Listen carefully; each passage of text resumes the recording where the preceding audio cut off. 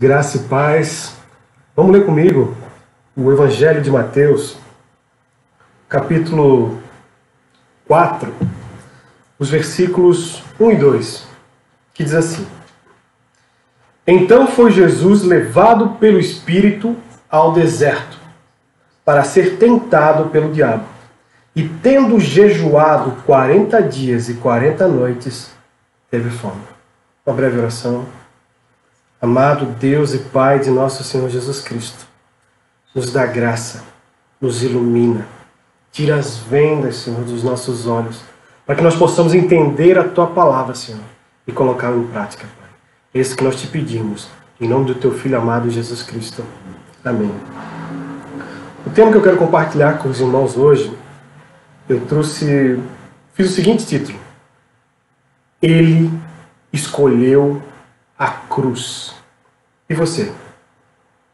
Qual vai ser a sua escolha? Qual vai ser a sua opção? Vamos tratar disso num episódio muito conhecido, você já deve ter visto em filmes, A Tentação de Jesus.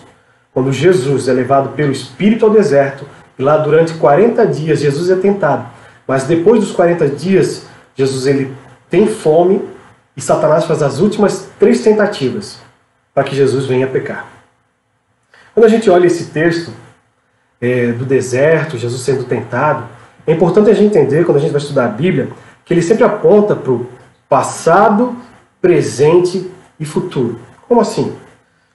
Essa mesma estratégia que o diabo está usando com Jesus aqui no presente, aqui no texto de Mateus 4, ele já usou lá no começo da humanidade, continua usando hoje e vai continuar usando lá no futuro, lá na escatologia. Quer ver um negócio? Como ele usou isso no passado? Você provavelmente conhece Gênesis 3, o episódio da queda do homem, quando, através da tentação, Adão e Eva caíram, desobedeceram a Deus. Vocês lembram qual foi a estratégia que ele usou? Colocar dúvida na palavra, para contar uma mentira e mostrar para Eva algo proibido. E ao mostrar algo proibido, algo que iria desobedecer a Deus, já lá em Gênesis 3, o verso 6 vai dizer que Eva viu que era boa para se comer, agradável aos olhos e boa para dar entendimento. Boa para se alimentar, agradável aos olhos e boa para dar entendimento. Algo que era proibido, para ela se tornou agradável ao paladar, agradável aos olhos e agradável ao entendimento. João vai pegar essas 3 afirmativas de Eva e vai dizer que é os desejos da carne, os desejos dos olhos e a soberba da vida. E isso compõe o mundo. E é isso que Satanás costuma oferecer para nós, o mundo. Quando a gente olha para o presente, como a gente viu, João fala, né, desejo da carne, desejo dos olhos e a soberba da vida. Mas esse episódio também ele aponta para o futuro. Quem conhece um pouquinho de escatologia, já ouviu falar sobre a grande tribulação. Esse mesmo esquema, essa mesma estratégia vai ser usada lá. Mas eu não vou entrar em detalhes aqui. Eu vou entrar na questão de Cristo. Você vai ver que enquanto Adão falhou nessa tentação, Cristo triunfou. Enquanto Israel, 40 dias no deserto, desobedeceu a Deus, Cristo, 40 dias no deserto, obedeceu a Deus. Vamos começar o texto. Diz ali, né? Então Jesus foi levado pelo Espírito ao deserto. Esse é o capítulo 4 de Mateus. É muito importante a gente entender o contexto de Mateus. Nós temos 4 evangelhos e cada um vai falar sobre uma face de Cristo. O Evangelho de Mateus vai falar de Jesus como rei, o Evangelho de Marcos, Jesus como servo, o Evangelho de Lucas, Jesus como um homem, e o Evangelho de João vai apresentar Jesus como Deus. No princípio era o Verbo, e o Verbo estava com Deus, e o Verbo era Deus. Então, o Evangelho de Mateus vai apresentar Jesus como o rei que veio trazer o seu reino. No capítulo 1, Jesus é apresentado como o filho de Davi, aquele que iria reinar. Mas também ele é apresentado como filho de Abraão. Lembra de Isaac, o cordeiro para ser sacrificado? Capítulo 1. Jesus vai ganhar a coroa. Ele é rei, mas antes vai ter que passar pela cruz. No capítulo 2 vai falar a mesma coisa. Quando os magos vêm trazer presentes para eles, para Jesus, para o recém-nascido Jesus, o primeiro presente o que é? Ouro. Por quê? Porque Jesus ele é rei. Mas o último presente o que é? Mirra. Mirra era uma essência usada para os mortos, para sepultamento dos mortos. Ele é o rei. Mas primeiro, ele vai ter que passar pela cruz. Quando a gente chega no capítulo 3, o batismo de Jesus, João Batista batizando Jesus no Rio Jordão, João ele diz que não é digno de se dobrar perante ele e amarrar suas sandálias. Por quê? Porque ele é o rei. Mas ao mesmo tempo ele olha para Jesus e diz: eis o Cordeiro de Deus que tira o pecado do mundo. Você vê nos 3 capítulos. Ele é rei, mas vai passar pela cruz. Ele é rei, mas vai passar pela cruz. Quando chega no capítulo 4, vem a tentação. Porque Satanás vai fazer a seguinte sugestão: ei, eu te dou a coroa sem você passar pela cruz. E essa tentação é colocada na nossa vida todos os dias. Vamos ver.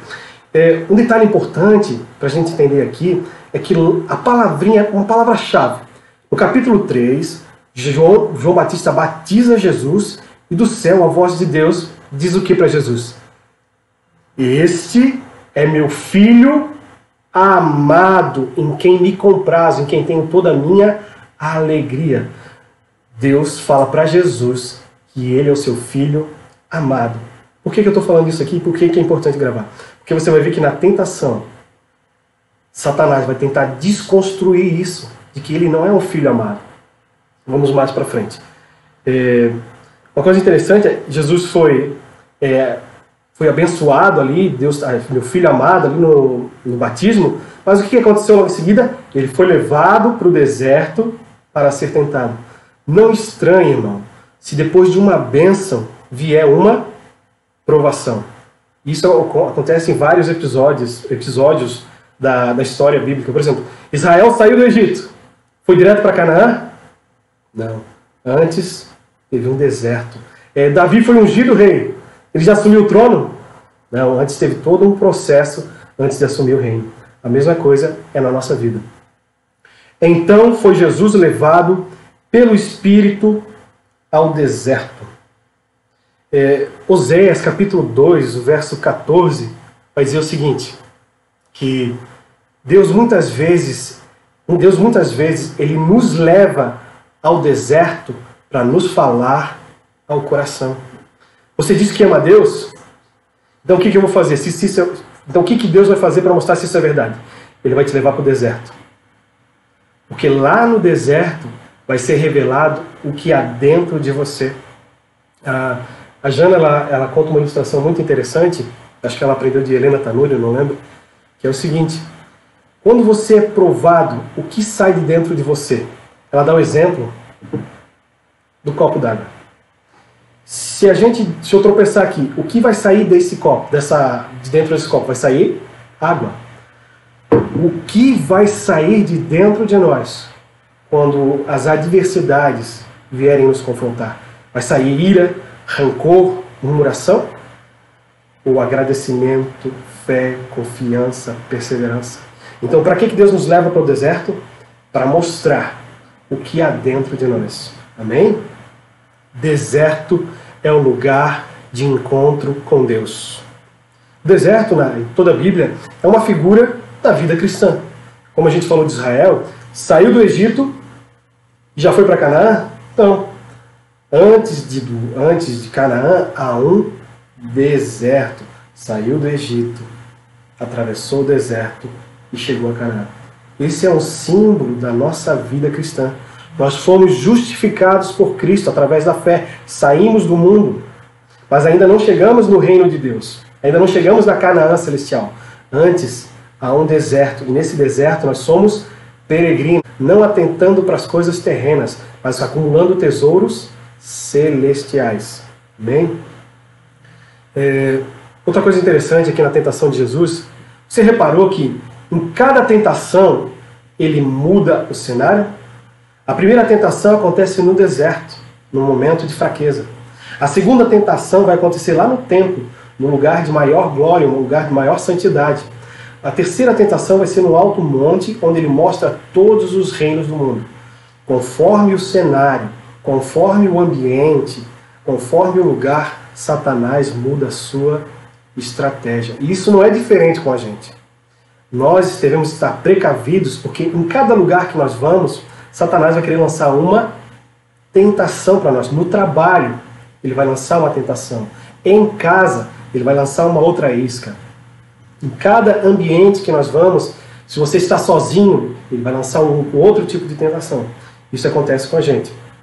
Ele vai explorar tanto os nossos pontos fracos, você vai ver que Jesus estava com fome, como os nossos pontos fortes, vai levar Jesus lá para o templo. E também ele vai explorar os nossos sonhos, metas, objetivos, como ele fez com Jesus na última tentação. Tu não quer ser o rei? Eu quero te oferecer a coroa sem a cruz. Então foi Jesus levado pelo Espírito ao deserto para ser tentado pelo diabo. A palavra tentado, ela é interessante, peirasmos. Ela vai mudar conforme o contexto. Se for em relação a Deus, não é tentação, é provação. Se for em relação ao diabo, não vai ser provação, vai ser tentação. Qual a diferença? Deus, ele testa, ele nos prova para que a gente saia qualificado, para que a gente saia aprovado. Mas a intenção do diabo não é essa. A intenção do diabo é que nós pecamos, caiamos e assim a gente seja desqualificado. Então, enquanto Deus prova para a gente ser aprovado, o diabo tenta para que a gente caia em tentação, peque, desobedeça a Deus. Então, o objetivo da tentação em relação a Jesus é que ele não cumpra a sua missão. Então ele quer desviar, impedir que Jesus cumpra a sua missão. Qual é a missão de Jesus? Implantar o reino, a redenção, salvar o mundo todo. Satanás, ele sabia da promessa lá de Gênesis 3,15. Não sei se os irmãos lembram, que o descendente da mulher teria o seu calcanhar ferido, mas ele esmagaria a cabeça da serpente. Isso fala das duas vindas de Cristo. A primeira vinda, ferido no calcanhar, fala que ele seria morto de forma traiçoeira, calcanhar por trás, né? A morte traiçoeira. Jesus foi traído por Judas, ele morreu traiçoeiramente. Mas fala que depois da segunda vinda, parcialmente ele esmaga a cabeça na cruz, mas ela será completa, como diz lá em Romanos, brevemente, o Deus de paz esmagará debaixo dos vossos pés a Satanás. Na segunda vinda, ele vai esmagar a cabeça. O que é esmagar a cabeça? A Bíblia vai falar que cabeça fala de autoridade. O mundo hoje o jaz no maligno, o reino de Satanás. Mas quando na segunda vinda ele vem o quê? Tira toda a autoridade. Por isso que lá em Apocalipse 11:15, os reinos desse mundo se tornarão do nosso Senhor e do seu Cristo na sétima trombeta, na última trombeta de Apocalipse. Então qual é o objetivo de Satanás nessa tentação? Fazer Jesus pecar, para que através dele pecando, ele não poderia salvar a humanidade, ele não poderia nos substituir como um cordeiro perfeito. A gente tem que lembrar que a estratégia do diabo é sempre a mesma. Grave isso, você vai estar precavido. Mentira, dúvida e acusação. Vamos voltar lá para o jardim? O que aconteceu lá no jardim? A serpente aparece para Eva e faz a seguinte indagação. Foi assim mesmo que Deus disse, não comerás de todas as árvores do jardim? Veja o que ele faz, Satanás, a primeira fala dele. Primeiro ele coloca Deus em terceira pessoa, é o primeiro a fazer teologia, colocar Deus em terceira pessoa e não algo pessoal. Né? Ele diz, foi assim mesmo que Deus disse? Disse, fala da palavra de Deus. Então a estratégia dele é colocar dúvida na palavra de Deus.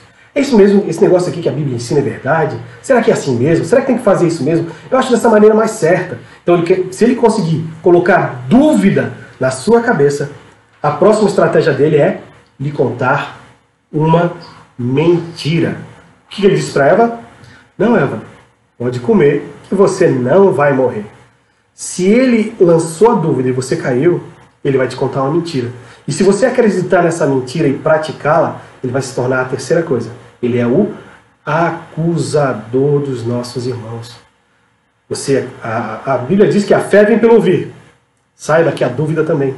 Muito cuidado com o conselho dos ímpios. para você não venha cair em pecado e assim ele se tornar o acusador. Essa é a estratégia dele, não mudou. Ele vai fazer essa mesma estratégia com Jesus. A estratégia dele é dizer que a proposta dele é melhor que a proposta de Deus. Pense nisso. Satanás quer oferecer algo para você que ele vai dizer, não, a minha proposta é melhor do que a de Deus. Ele tem uma frase muito interessante, que é dele. Se te faz feliz, não é pecado. Essa estratégia dele é sensacional.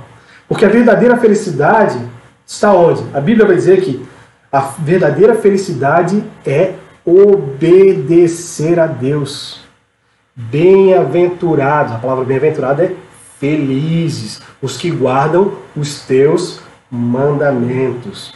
A Bíblia, ela é o manual do fabricante. Quando você comprar algo, vem com um manual de instrução para você saber como usar para que aquilo venha a ser melhor utilizado e não venha a ser danificado. Então a Bíblia, é importante lembrar que sempre quando Deus dá um não, aquele não, ele não está tolhindo a tua liberdade. Ah, agora eu vim para Cristo, não posso fazer isso, não posso fazer aquilo. Não. Primeiro que a vida cristã não é uma vida de pode ou não pode, é uma vida de relacionamento. E segundo, o não de Deus, quando ele fala um não, é uma proteção. Imagine uma placa, não ultrapasse essa cerca, porque do outro lado tem um abismo. Então aquele não, se você atravessar essa cerca, você vai acabar se prejudicando. Então o não de Deus é como se fosse uma proteção, grave isso. Não de Deus é proteção. Então, nessa tentação de Jesus, é colocado escolhas, e isso acontece conosco todos os dias, escolhas. Eu vou fazer a vontade de Deus, ou eu vou fazer a vontade do eu? Eu vou seguir o caminho de Deus, ou eu vou pegar um atalho? Eu vou ficar com está escrito, ou será que foi assim mesmo que Deus disse? Fé ou incredulidade? Obediência ou desobediência? Esse caminho é colocado diante de nós todos os dias. Vamos para a primeira tentação. Vamos ver que Jesus, ele escolheu a cruz. Qual foi a primeira necessidade? A gente vai ver que a primeira necessidade tinha a ver com provisão, com o pão, com o corpo, com a carne, com o físico, né? E chegando-se a ele, o tentador disse: se tu és o Filho de Deus, manda que estas pedras se tornem em pães. Se, ele está querendo colocar o quê? Dúvida. Jesus, se tu é filho de Deus, por que está acontecendo isso contigo? Responde aí para mim. Lembra? Jesus acabou de ter uma revelação que ele era o filho amado. Aí vem Satanás e diz: se tu és filho de Deus, por que está acontecendo isso na tua vida? Se tu és filho de Deus, por que está acontecendo isso na tua família, no teu trabalho? Ele vem colocar dúvida. Ele quer colocar no teu coração que Deus não te ama. Ele quer fazer o seguinte: ele quer tirar que você olhe para as circunstâncias para que haja desconfiança de Deus. Ele quer que você foque no micro para você não entender o macro. Que você foque num detalhe, num acontecimento único, para que você não consiga entender o plano maior de Deus. A Bíblia vai dizer que sabemos que todas as coisas cooperam para o bem daqueles que amam a Deus. Todas as coisas significam as coisas boas como as coisas ruins. A Jana, excelente pregadora que sempre me instrui, ela usa o exemplo do bolo. Repare nisso. Você comeria um ovo cru? Você comeria uma colher de óleo? Você comeria uma colher de farinha? Não. Mas quando você mistura tudo isso e coloca no forno, na provação, depois o que sai? Sai um bolo maravilhoso. Então, na hora, você não entende as partes do processo, o micro. Mas quando você vê o macro, quando você um olhar mais amplo, um olhar para trás, quando você vê o quebra-cabeça sendo montado, você, poxa, agora eu entendo por que eu passei tudo aquilo. Lembra de Davi? Ele foi ungido rei. E o que aconteceu depois? Não, vou voltar um pouquinho. Davi, ele teve que enfrentar um urso. E o urso preparou ele para enfrentar um leão. E o leão preparou ele para enfrentar o Golias, o gigante. E o Golias, o gigante, preparou ele para enfrentar a perseguição de Saul. E todo esse processo serviu para preparar ele para ser o rei de Israel. Então, esses processos nós precisamos confiar em Deus. Não olhe para as circunstâncias, Confie em Deus. A Abacuque, que a gente já falou naquela outra pregação, que diz o quê? O meu justo viverá pela fé, na confiança da palavra de Deus. E é isso que Satanás está tentando colocar no coração de Jesus. Que Deus não ama Jesus, porque se Deus amasse, ele não estaria passando por isso, não estaria passando por esse processo. Mas qual que é a resposta de Jesus? Nem só de pão viverá o homem, mas de toda palavra que sai da boca de Deus. Ei, Satanás, eu confio na palavra de Deus, independente das circunstâncias. Eu confio na sua palavra. Nem só de pão, irmãos, significa que nós precisamos de algo material, nem só. Mas o que Jesus quer ensinar aqui pra gente é que o espiritual tem prioridade sobre o material. A Jana também já pregou para vocês, sempre citando ela, né? Vocês lembram da pregação que ela falou sobre os 10 leprosos? Mas apenas um voltou. Todos foram curados. E o que aconteceu depois? Provavelmente, se não creram em Cristo, foram para o inferno. Mas teve um que não se preocupou apenas com a cura do corpo. Ele se preocupou em aceitar Jesus como Senhor e Salvador da vida dele. Então, a prioridade nossa deve ser pelo espiritual acima do material. Muito cuidado. Satanás ele é especialista em nos oferecer pratos de lentilhas, para que a gente troque aquilo que tem de valor espiritual por aquilo material. Nem só de pão viverá o homem. Nessa prova, Jesus vence Satanás como homem. Satanás queria que ele usasse a sua divindade independente de Deus. Mas Jesus venceu todas essas tentações como homem. Eu gosto a gente fez uma canção, né? Eu e Jana. Se fez servo sendo rei. Sendo Deus, homem se fez. Se fez carne a majestade. Como homem, Deus venceu. Não só de pão viverá o homem, mas de toda a palavra que sai da boca de Deus. Então a intenção de Satanás com você, irmão, cuidado, é que você olhe para as circunstâncias e desconfie do amor de Deus.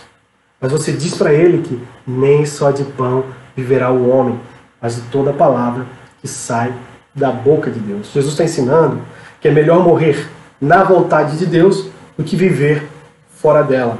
Uma estratégia dele é que a gente faça as coisas certas da maneira errada. Por exemplo, era errado ter fome, errado ter sede, errado... Não, Deus criou essas necessidades em nós. Mas existe uma maneira certa e no tempo certo. Por exemplo, o sexo. O sexo foi criado por Deus, não é algo de Satanás. Mas existe uma maneira certa e um tempo certo. Maneira certa. O casal, homem e mulher. É o tempo certo. Após a aliança, não antes, dentro do casamento. Foi para isso que Deus criou. Outra coisa interessante, como Jesus responde cada uma das indagações, das tentações de Satanás? Com a palavra. Está escrito, está escrito, está escrito. Então, a importância que você tem que dar, a importância que você tem que ter em relação à palavra de Deus. Você tem se alimentado da palavra? Ou você tem apenas esperado as pessoas levarem a palavra até você? É muito importante, irmão, você mesmo cavar o poço, você mesmo buscar dessa água, se alimentar dessa palavra, porque é ela que vai te dar força para vencer as provações. Escondi a tua palavra no coração. Para quê? Para dizer que eu sei mais a Bíblia do que os outros? Não, não. Escondi a tua palavra no meu coração para não cair em tentação, para não pecar contra ti. Amém? Segunda tentação. Nós vemos que Jesus disse não para a tentação. Ele escolheu a cruz. A segunda tentação, enquanto a primeira trata de provisão pela fraqueza de Jesus, a segunda vai tratar da proteção. Tá, Jesus, tu disse que acredita em toda a palavra que sai da boca de Deus. Tu acredita na Bíblia, certo, Jesus? Então vou fazer o seguinte. Eu vou te levar para o lugar mais santo da terra, Jerusalém. Lá na cidade santa. E para o local mais santo ainda, o templo. E para o lugar mais alto desse templo. Eu quero ver se tu acredita na Bíblia mesmo.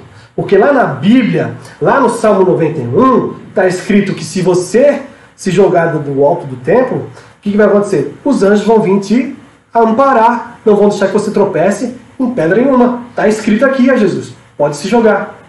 Olha que terrível. Satanás usando as Escrituras. Qual é a estratégia dele aqui? Enquanto a primeira toca no Satanás, ele quer nos tentar nas nossas fraquezas. Cada um de nós temos uma fraqueza, irmãos. A minha fraqueza talvez não seja a sua. Então ele vai usar iscas diferentes para nós. Mas ele não ataca só nas nossas fraquezas, nos nossos pontos fracos. Ele ataca também nos nossos pontos fortes, nas nossas qualidades. Para que a gente se ache, para que a gente se ache orgulhoso. Então ele usa tanto na fraqueza como nos pontos fortes. A ideia dele aqui é que Jesus não deve ser rejeitado. Jesus, você não precisa passar por toda essa humilhação. Você não é filho de Deus? Então vamos fazer aqui, ó, você se joga, dá uma cambalhota mortal, você vai cair, os anjos vão te aparar e todo mundo vai te aceitar como Messias. Você não vai ser rejeitado, não vai precisar pela humilhação da cruz. Essa era a ideia de Satanás. Mas uma coisa que eu aprendi é que lugar da pessoa ser reconhecida pelos outros, sabe onde é que é? IML. Na vida cristã, a gente faz as coisas não para ser reconhecido. Há um texto, há uma frase que eu gosto muito que diz assim, ó, ministério não é ser visto, ministério é serviço. Aquilo que Deus colocou na tua vida, aquele dom, aquele talento, não é para você se aparecer. Não. Fuja disso.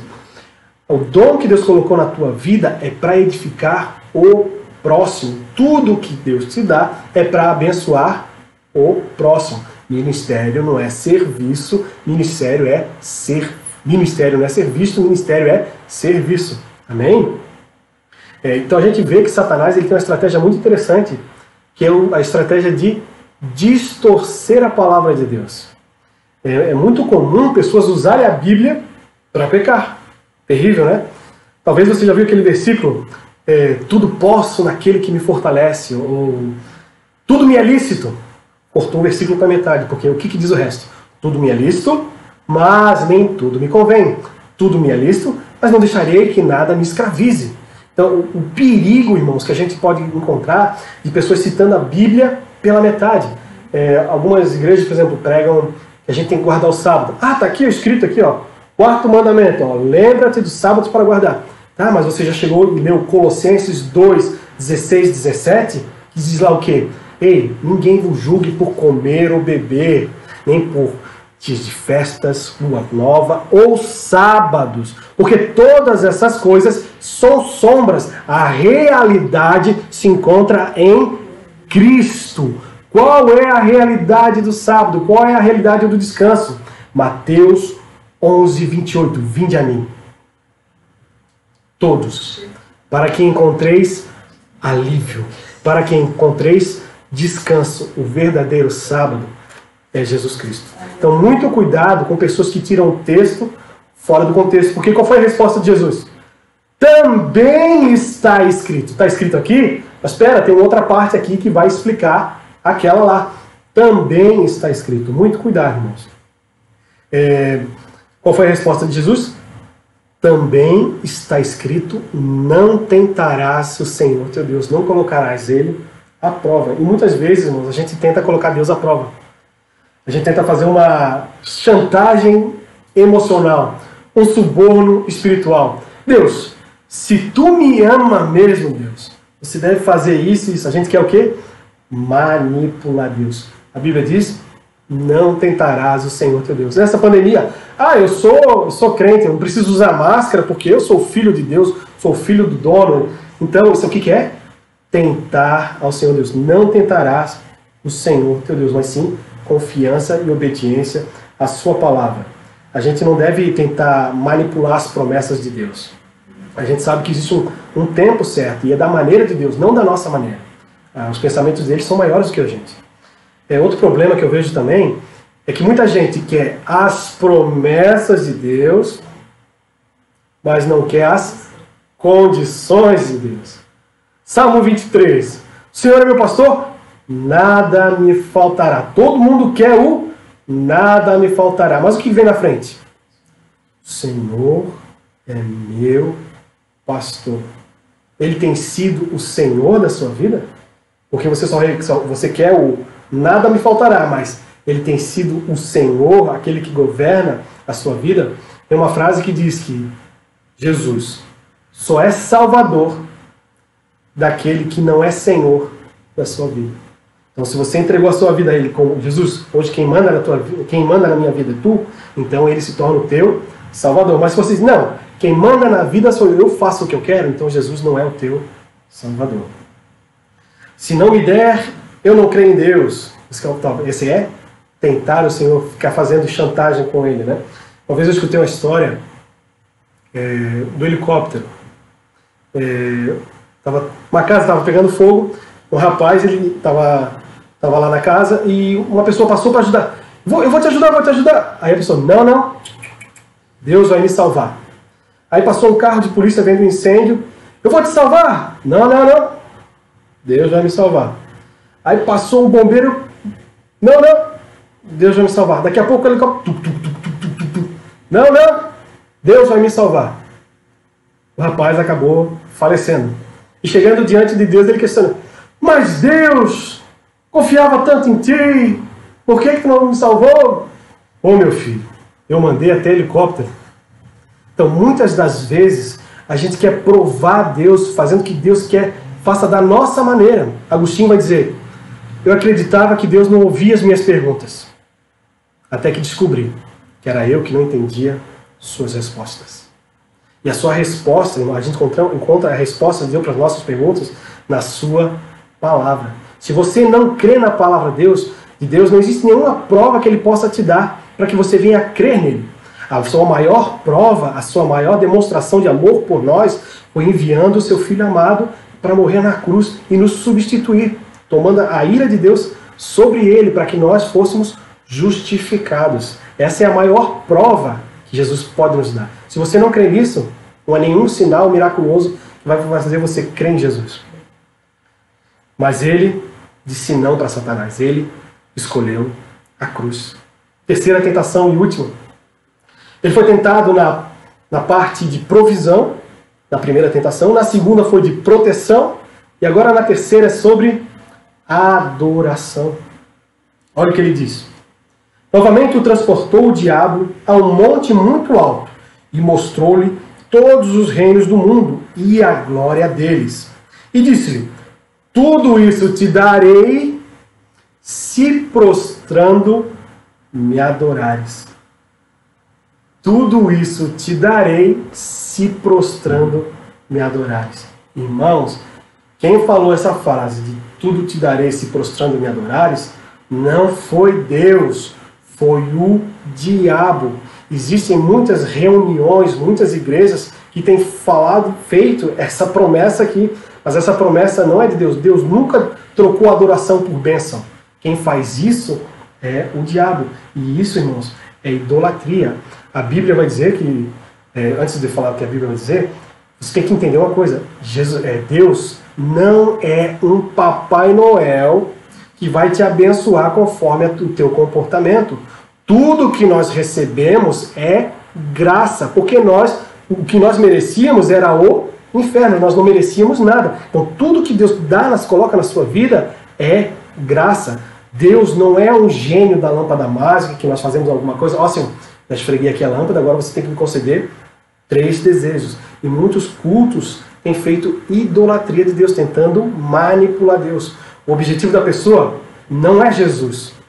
Jesus é um meio para alcançar o seu objetivo. O objetivo das pessoas não é Jesus. O objetivo é usar Jesus para alcançar algo que vai alimentar o seu ventre. A primeira tentação lá. Algo que vai satisfazer o seu ego. Isso é idolatria. Eles estão interessados no que Jesus dá e não quem Jesus é. Estão mais preocupados com o ter do que com o ser. Jesus é o seu objetivo ou é um meio para alcançar o seu objetivo? Eu gosto daquele hino, né? Se Deus fizer, Ele é Deus. Se não fizer, Ele continua sendo Deus. Amém? Outra coisa que Satanás mostra para Jesus nessa tentação é a glória do Jesus. Satanás transporta Jesus e diz, olha, a glória dos reinos. Essa é uma estratégia que ele usa com você. Satanás não mostra as consequências do pecado, as desgraças que a desobediência a Deus causa. Ele mostra a glória, o prazer que o pecado traz. Ele não mostra as consequências da desobediência. É como se ele fosse... vamos usar um pouquinho de marketing aqui. Propaganda, aquele que faz a propaganda, o consumidor e o fornecedor. Quem faz a propaganda? Satanás. Quem que é o consumidor do pecado? A nossa carne. Irmãos, a nossa carne deseja fazer coisa errada. E Satanás vem fazer a propaganda. E onde estão os produtos? Quem que é o fornecedor? A prateleira, irmãos, é o mundo. Ele oferece o mundo para satisfazer a nossa carne. Então essa é a estratégia dele. E ele diz ainda mais, Jesus, é só uma vez. Se você fizer isso, não vai ter que passar pela cruz. Tu não veio para reinar, tu não veio para receber a coroa, para tomar essa terra. Então faz o seguinte, eu te dou a coroa. Mas, se primeiro, apenas uma vez, se prostrando, me adorares. Ele tenta isso com isso. É só mais um gole. É só mais um trago. É só mais uma vez visitar a amante. Só mais uma vez. Só mais um pecado. É só mais um filmezinho. Só mais um. Irmãos, com apenas um pecado, veio toda a desgraça que nós conhecemos.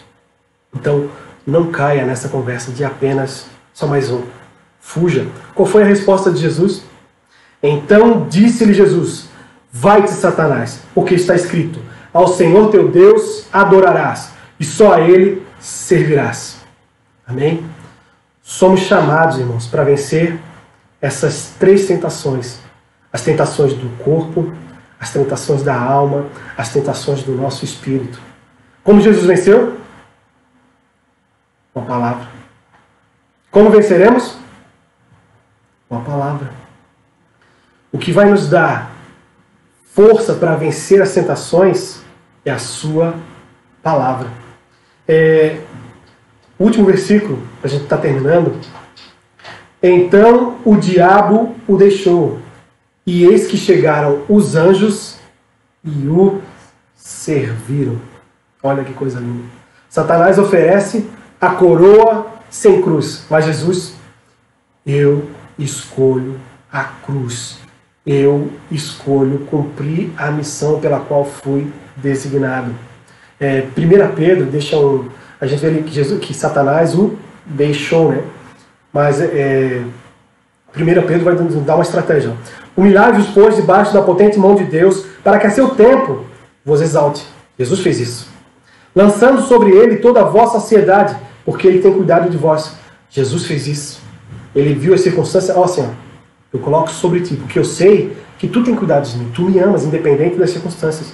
Sede sóbrios, vigiai, porque o diabo, vosso adversário, anda em derredor, bramando como leão, buscando a quem possa tragar. No reino animal, na biologia, do que o leão se alimenta? De carne. No reino espiritual, do que o diabo se alimenta? Toda vez que nós manifestamos a carne, nós damos lugar para ele trabalhar. Tiago 4,7. Sujeitai-vos, pois, a Deus. Obedeça a Deus. Resisti ao diabo. E o que vai acontecer? Ele fugirá de vós. Isso aconteceu na vida de Jesus e acontece na nossa vida. A vitória está em resistir, obedecendo a Deus, e ele fugirá de vós. Mas durante toda a caminhada, para terminar mais um pouquinho, você vai ver que ele venceu a tentação. Mas chega lá em Mateus 16, faltando 6 meses para ele ser crucificado, ele diz, pessoal, estou indo para Jerusalém, eu vou ser humilhado, apedrejado, vou ser ridicularizado, mas vou morrer, mas ao terceiro dia eu vou ressuscitar. O que acontece? Pedro vem, não, Senhor, não faz isso, tem piedade da tua vida. O que Jesus diz? Para trás de mim, Satanás, que só pensa nas coisas terrenas, nas coisas dos homens. E ele faz a seguinte proposta, e essa proposta é o que eu quero falar para nós hoje. Ele escolheu a cruz, e ele chama os seus discípulos a mesma coisa. Ei, quer ser meu discípulo? Negue-se a si mesmo. tome a sua cruz e siga. Porque que adianta ganhar o mundo inteiro e perder a sua alma? Se aquele que tentar salvar a sua vida, vai perder. Mas aquele que perder a sua vida por amor de mim, a achará. E ele diz que quando ele vier trazendo o seu reino, ele vai recompensar cada um conforme as suas obras. Na cruz foi dito: Senhor, Jesus, tu és o Messias, desce da cruz. O deserto tinha preparado ele para aquele momento. E ele pôde, mas ele escolheu a cruz. Eu queria estar chamando a Jana, a gente está fazendo o louvor. Você viu que depois da tentação, o que aconteceu? Vieram os anjos e o serviram. Fica a dica. Depois da prova, depois do deserto, vem a bênção. Amém?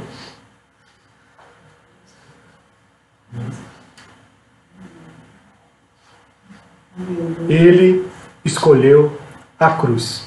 E nós?